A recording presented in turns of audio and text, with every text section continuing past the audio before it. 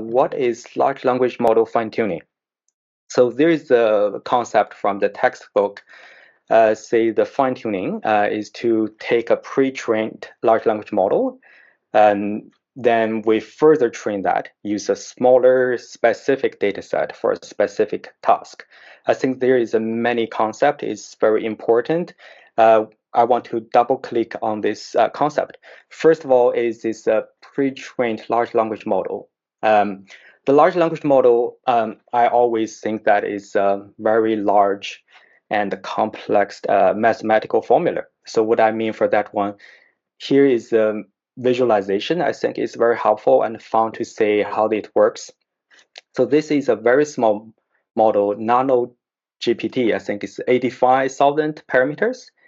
And we have input is 6 letters. We ask the model to sort this alphabetically. And you can see this letter fit into this large calculation. Every node here is a small calculation, is matrix dot calculation, and it goes through many different layers. At the end, it gives you the output. So that is my visually thinking, what is a pre-trained model, or what is this GPT, generative pre-trained transformer?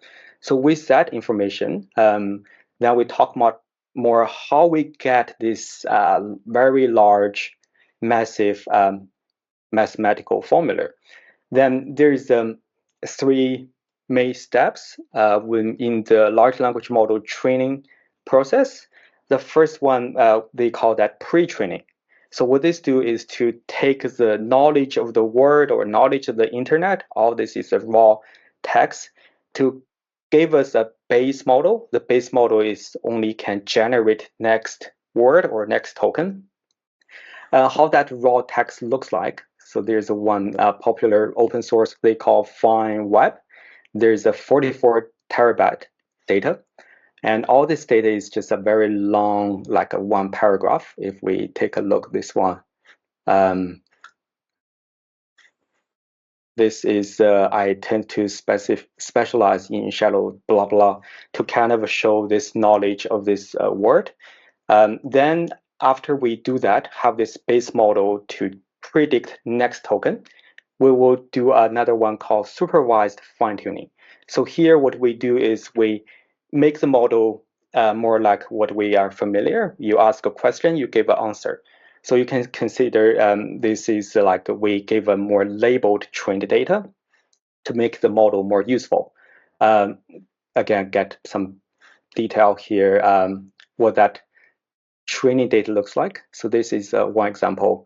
This is open source. So the question is, what is the most popular smartphone brand? Then the answer as an AI model, I don't know. So you can see this data is kind of generated from another model, and this generated data can use to training the model. So that kind of happening now since there's not enough data. Then after that, another step here, we call that preference alignment. So this one is more to kind of add the human value, human preference to the model. The training data is more like something you gave your prompt. Take one example. You give your prompt and you give 2 answers. One answer is your preferred, which is this chosen answer. Another one you don't like, you give it rejected. So the model further learn your preference. Then we have the model we use every day, Copilot or ChatGPT. So that is like the typical life cycle when we get a pre-trained model. So that is where we are here, train a massive generate text. Then we further tuned this model on a smaller data set. So that further tuned will be the fine-tune we talked today. And that part we have 2 approach. One is more involved on this, more similar on this supervised fine-tuning. We give additional smaller data set have question answers. Another fine-tuning is like this part for the preference alignment, which is not very common in my experience. But the data you provided will be like your preferred data and the answer you rejected. So that is the very high level what is large language model fine-tuning, and also some fun information at the data side to look inside this area. Then I think another more important question or concept is when we use this fine-tuning, I found this three thinking is very helpful when I do this exercise. So the high level is to when you feel like this the use case is easier to show, not tell. So that can be some domain specific use case like require you have domain knowledge, but as a layperson or as a developer, I don't have that. Maybe I just show the model what I want instead of that to tell them or prompt that details in the instruction. So that is one like high level thinking when you feel like the use case is easier to show or instead of not to tell them, that could be a good try for fine tuning. Another effective scenario is I think we can call that you downsize your model. For example, when we do testing, we have a use case. We try the largest or smartest model at the beginning, for example, Llama 3, 405 billion, to see if we get a good result. If yes, then we kind of challenge ourselves or challenge the model. Could we do it on a smaller model? The benefit is smaller model is faster and also cheaper. But the accuracy here will be the question. So that is where the fine-tune come in to fine-tune a smaller model to give you similar performance. And then you can enjoy the benefit for cheaper and faster. So that kind of similar to another concept is popular now called this distilling. That is kind of like you have a large model, you get good response from the large model. You want the large model to be the teacher and to teach the smaller model, like we kind of distilling the knowledge or skills from the large model to the smaller model, then you can get the benefit of essentially better, cheaper, and faster.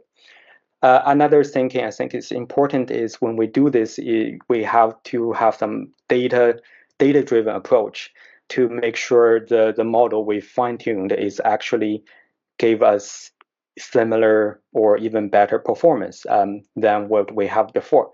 I will show some example in Watson X shortly. Another way to think this, I think, is helpful is to this decision tree model. Like you always start with the prompt engineering, then you evaluate that. Evaluate based on our task. Is a summarization, is a classification. You have different metrics. Then check if that is good enough, meet the requirement functionally or non-functionally. If yes, we are happy with the result, the project. If no, then the second important question is, can we make a training data set for fine-tuning? So that means you have a labeled data set can be used. Hopefully it's a high quality. Then if yes, then we can give a shot. This is a typo. Give a shot for fine-tuning. Then after do the fine-tuning, we will do evaluation again to make sure the fine-tuning model give us the expected result. Now, that is when to do the fine-tuning. And then we'll go to how to do that. Before we go to more details and my experiment on different platform. So here is some concept I think is good to know. It's kind of echo to the beginning. Here's a two-way two-way approach to fine-tune the model. One is supervised fine-tuning, where we give the training data like question answers. Then the model will learn from this specific data set. The second one is a preference alignment, where you give the answers you preferred and the answers you don't like. That is in my experience, it's not very common in practice. So today we'll focus on more fine-tuning, supervised fine-tuning. Now, double click on this supervised fine-tuning. There's some techniques and also very popular to engage the conversation. If you remember the parameters we have earlier, so this is another one. It's very small, only 85,000. If we go GPT-2, is 100 million. GPT-2 extra large, over 1 billion, 1.5 billion. That is very small in current context. GPT-3.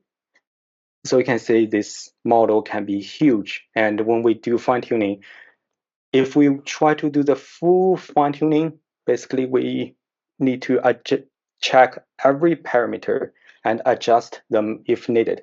So that is very expensive, require large computation resource. So people kind of think a better way to do that. The concept I think called parameter efficient fine-tuning, PEFT as a short. And as this idea is, can we maybe not train every parameters? We don't need to touch every parameters in the model, pre-trained model, since the organization spent millions to do that. It's highly likely someone like myself can mess up the model. Can we just have add an additional layer to the pre-trained model and then to do the fine-tuning? So that is what the concept for low rank adapter, that is LoRa.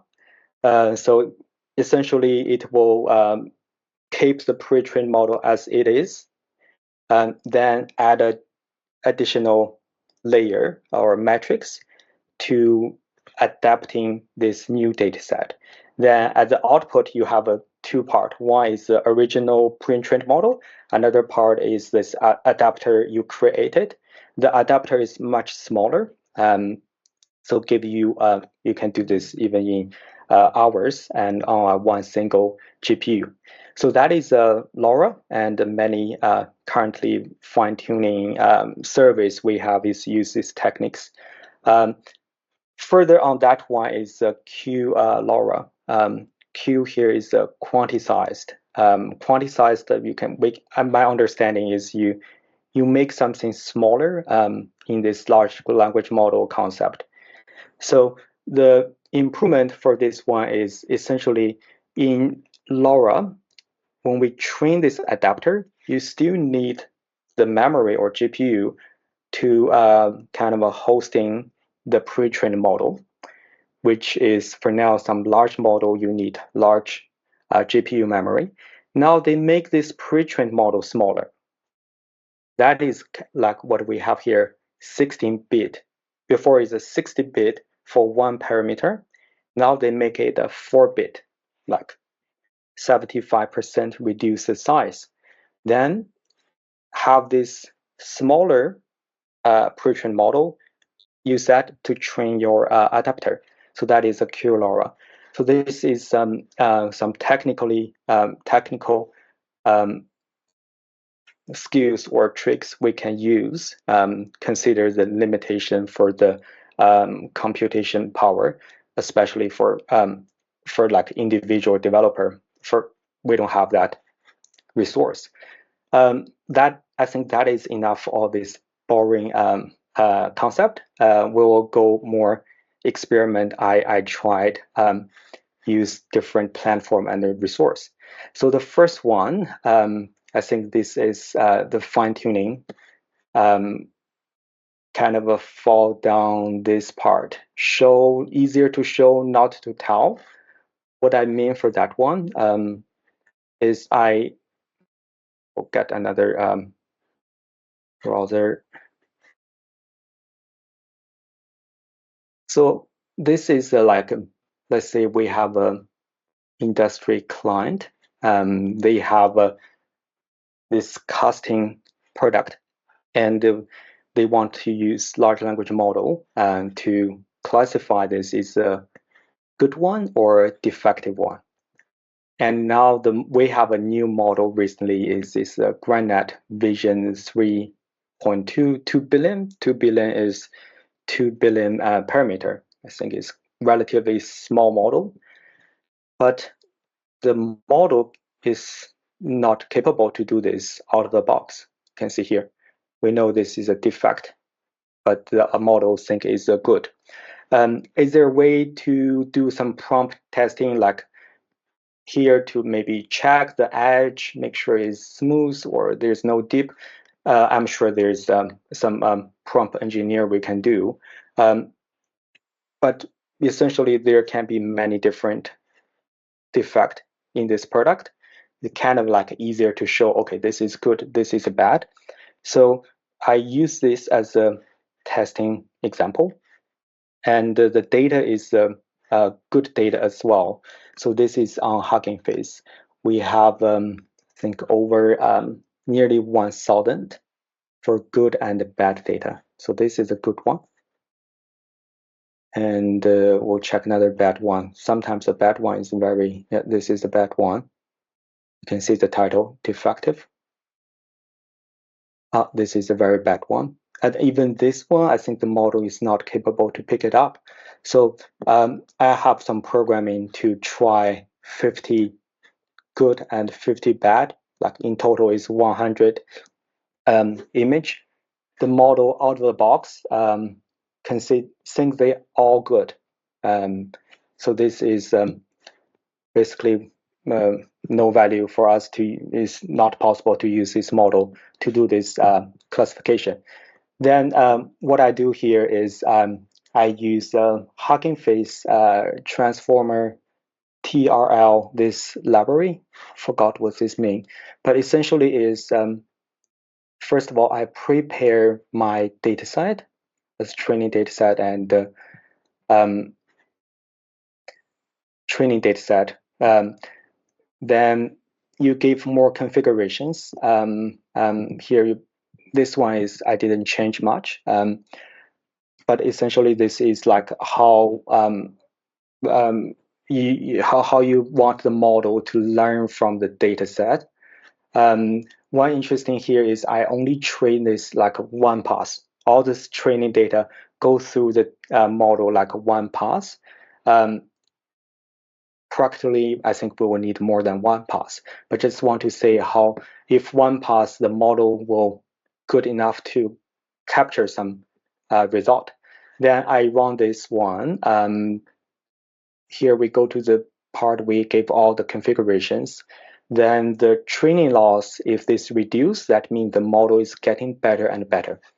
This take me 30 minutes. Then here is a plot.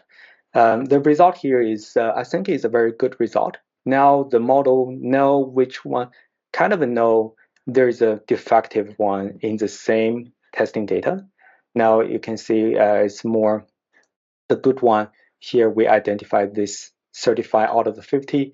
Defective one, we identify 47 out of the 50. The model definitely can improve since I only run this in one pass. And that is the first example as an experiment I did. That is back again, easier to show, not to tell. Another one I try to challenge on this one. So kind of we know a large model can do the good job. Can we get the similar performance from a smaller model? The use case I think is more the use case we have. Let me show this. So it's for healthcare industry. We all know there is I think it's a common use case like when doctor and the patient have this conversation, the doctor need make a note after put in the documentation. And in the healthcare industry, there is a popular template called SOAP. With the SOAP, let me see if I have that page open. SOAP is quickly SOAP SOAP summary. Yep. Essentially, that is a structured format for patient progress. SOAP, what's that? SOAP, subjective, objective, assessment, and plan. So the idea is to have this model taking the dialogue, the raw conversation data, and summarize that in in this specific SOAP format. So then this one I think is a good one to try in watsonx. Here I will quickly show what I did.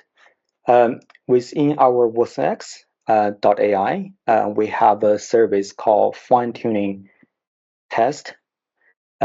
Here, yeah, if you can see the loss function, you know it doesn't work. So here, what I do is you first pick the model, which one you want to fine-tuning.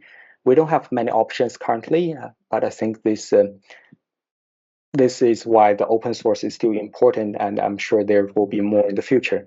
I will just pick one model like this granite.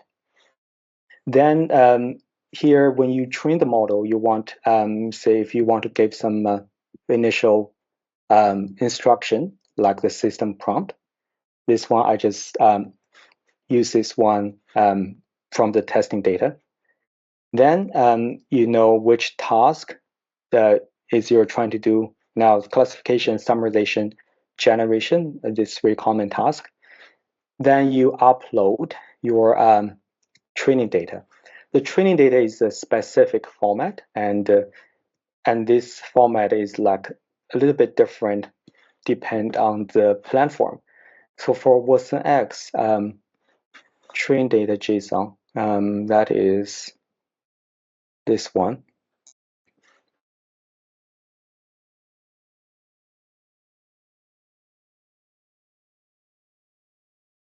In the train data, is basically you give input is a conversation, output is a summary you want to the large language model to generate. So you give this data set, then here is more configurations you can do. We can just leave it as a default. Then you start tuning. So when you start tuning, it will run, depends on how large your data set is. It may take 30 minutes to hours. And based on the loss function, you can see I tried 3 times, none of this working. But I got some success experience with a more simple task like sentiment classification or some extract the topic from the conversation. That is the fine-tuning part. Then back to another concept, the data-driven approach we discussed before. That will be used another function we have in watsonx, also available in other platform, is the evaluation. So evaluation here, quickly show one. So the idea what I have here is, let's say the large language model I tried first is Mixtral large compare, right? Mixtral large is a large model, and the large model, if the large model give me a good result, then I challenge myself, can I get a similar good result in a smaller model, which is the granite 13 billion? Then the metrics I use, since it's a summarization, there you can see the basically to check the similarity between our ground truth data and the generated data. Here is like a side-by-side comparison. This one is a smaller model after fine-tuned. This is a large model, mixture large. And the green bar here means which part is the better one. You can see this is essential metrics. The large model is still better. So I didn't successfully get the smaller model have the similar performance as the large one. That is for watsonx. Another one is OpenAI fine-tuning function. This one will be a quick walkthrough. Since this one is very similar to the Microsoft Azure Open Service, the concept or the steps is very similar to watsonx. So what we have here is you go to your OpenAI platform, there's a fine-tuning, then you will create a fine-tuning. The two methods, supervision and the DPO. DPO is this one, preference alignment. And they have a DPO for this specific method, which one you like. Supervision, basically you give the instruction and answers, which is this SFT. So we go supervision. The base model, you can see we don't have many options either in OpenAI. Maybe Mini is a good one, good base and also much cheaper than 4.0. Here you give your training data. So the training data here is a little bit different than watsonx.ai. That will be, first of all, is a JSON file, JSON-L format. And within that, let me see if I have that open. Yeah. Within that format, it's kind of look like the OpenAI API parameter. So you give one example here, follow this specific format, the message, within the message you give the content from system or and from user and from assistant. Continue, this is long conversation assistant.